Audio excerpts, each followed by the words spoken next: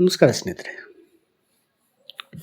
ಪ್ರಕೃತಿಯಲ್ಲಿ ಸಿಕ್ಕುವಂಥ ಅನೇಕ ವಸ್ತುಗಳಿಂದ ನಮ್ಮ ಕಾಯಿಲೆಗಳಿಂದ ನಾವು ಅಂದರೆ ನಮ್ಮ ಅಂತ ಯಾಕೆ ಯೂಸ್ ಮಾಡ್ತೀವಿ ಒಂದು ವರ್ಡು, ನಮ್ಮ ದೇಹಕ್ಕೆ ಬರುವಂತಹ ಕಾಯಿಲೆಗೆ ನಮ್ಮ ಕಾಯಿಲೆ ಅಂತೇಳಿ ಕರಿತೀವಿ. ಆದರೂ ಕಾಯಿಲೆಗಳಿಗೆ ಯಾರೂ ಬರಬಾರ್ದು, ಕಾಯಿಲೆ ರಹಿತ ಇರಬೇಕು. ಆದರೆ ನಮ್ಮ ದೇಹಕ್ಕೆ ಬರುವಂತಹ ಕಾಯಿಲೆಗಳನ್ನು ನಾವು ತೊಲಗಿಸ್ಬೋದು. ಈ ಬೆಳ್ಳುಳ್ಳಿ, ಗಾರ್ಲಿಕ್ ನಮಗೆ ಎಷ್ಟು ಉಪಯುಕ್ತ ಅಂದರೆ ಅಷ್ಟಿಷ್ಟಲ್ಲ, ಅಂಥ ಉಪಯುಕ್ತಕರ ಇದು. ಆ ಒಂದು ಇದು ಯೂಸ್ ಮಾಡೋದ್ರಿಂದ ನಮಗೆ ಎಷ್ಟು ಲಾಭಗಳಿದೆ. ಯಾವುದೋ ರೀತಿಯಲ್ಲಿ ಇದನ್ನು ಉಪಯೋಗಿಸಬೇಕು.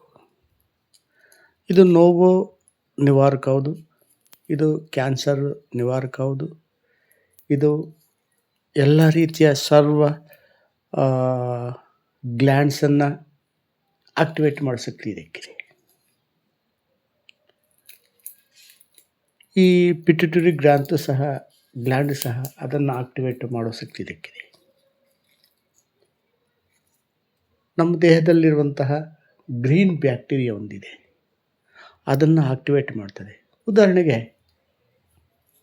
ಯಾವ ಥರ ಆಕ್ಟಿವೇಟ್ ಅಂದರೆ, ಈ ಮೈದಾ ಸೇವನೆ ಮಾಡೋದ್ರಿಂದ ಈ ಮಧುಮೇಹ ಜಾಸ್ತಿ ಬರುತ್ತೆ ಅಂತಾರೆ. ಹೀಗೆ ಈ ಮೈದಾ ಸೇವನೆ ಮಾಡೋದ್ರಿಂದ ಬೀಟಾ ಸೆಲ್ ನಮ್ಮಲ್ಲಿದೆ. ಆ ಬೀಟಾ ಸೆಲ್ ಇನ್ಆಕ್ಟಿವ್ ಆಗ್ತದೆ. ಕಾರಣ ಆಕ್ಸಿಲಿನ್ ಎಂಬ ಒಂದು ರಸಾಯನದಿಂದ, ಯಾವುದರಲ್ಲಿ ಮೈದಲ್ಲಿ ಆಕ್ಸಿಲಿನ್ ಎಂಬ ರಸಾಯನ ಇರ್ತದೆ. ಆ ರಸಾಯನವನ್ನು ದೇಹಕ್ಕೆ ಹೋದಾಗ ಆಗೇನಾಗುತ್ತೆ, ಬೀಟಾ ಸೆಲ್ ಇನ್ಆಕ್ಟಿವ್ ಆಗ್ತದೆ. ಯಾವಾಗ ಬೀಟಾ ಸೆಲ್ ಆಕ್ಟಿವ್ ಆಗ್ತದೋ ಆಗ ಆಟೋಮೆಟಿಕಲಿ ಪ್ಯಾಂಕ್ರಿಯಾಟಲ್ಲಿ ಶುಗರ್ ನಿಲ್ಲಾಗುತ್ತೆ. ಆಗ ಶುಗರ್ ಪೇಷಂಟು. ಅದೇ ಅದರ ಮುಂಚಿತವಾಗಿ ನಾವು ಈ ಬೆಳ್ಳುಳ್ಳಿ ಇವೆಲ್ಲ ಸೇವನೆ ಮಾಡ್ತಾ ಬಂದರೆ ಅದು ಬರುವುದೇ ಇಲ್ಲ. ಬಂದ ಮೇಲೆ ತಿಂದಾಗ ಸ್ವಲ್ಪ ಲೇಟ್ ಆಗುತ್ತೆ. ಆಗ ಆಯುರ್ವೇದಿಕ್ ಲೇಟು ಅಂತಾರೆ. ಬರೋ ಮೊದಲು ಪ್ರಿಕಾಷನ್ ಬೆಟರ್ ದೆನ್ ಕ್ಯೂರ್. ಬರೋ ಮೊದಲು ಯೂಸ್ ಮಾಡಿ, ಸೇವನೆ ಮಾಡ್ತಾ ಬನ್ನಿ. ಯಾವುದೋ ಮುಖಾಂತರ ಸೇವನೆ ಮಾಡ್ತೇವೆ. ಸಾರ್ಗೆ ಹಾಕ್ಕೊಳ್ಳಿ, ಪಲ್ಯ ಮಾಡ್ಕೊಳ್ಳಿ. ಇನ್ನೂ ಒಂದಿದೆ,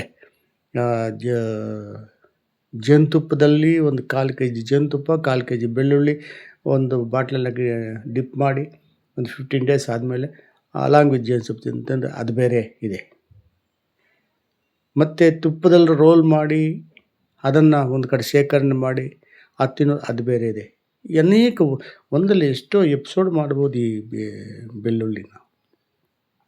ಆದ್ದರಿಂದ ಬೆಳ್ಳುಳ್ಳಿ ಯಾವುದೋ ಮುಖಾಂತರ ಯಾವುದೋ ಇದರಿಂದ ನಾವು ಸೇವನೆ ಮಾಡ್ತಾ ಬಂದರೆ ನಮಗೆ ಅನೇಕ ರೀತಿಯ ಕಾಯಿಲೆಗಳು ತೊಲಗಿಸ್ತವೆ. ದಯವಿಟ್ಟು ಇದನ್ನು ನೋಡಿ, ಲೈಕ್ ಮಾಡಿ, ಶೇರ್ ಮಾಡಿ, ಸಬ್ಸ್ಕ್ರೈಬ್ ಮಾಡಿ. ನಮಸ್ಕಾರ ಸ್ನೇಹಿತರೆ.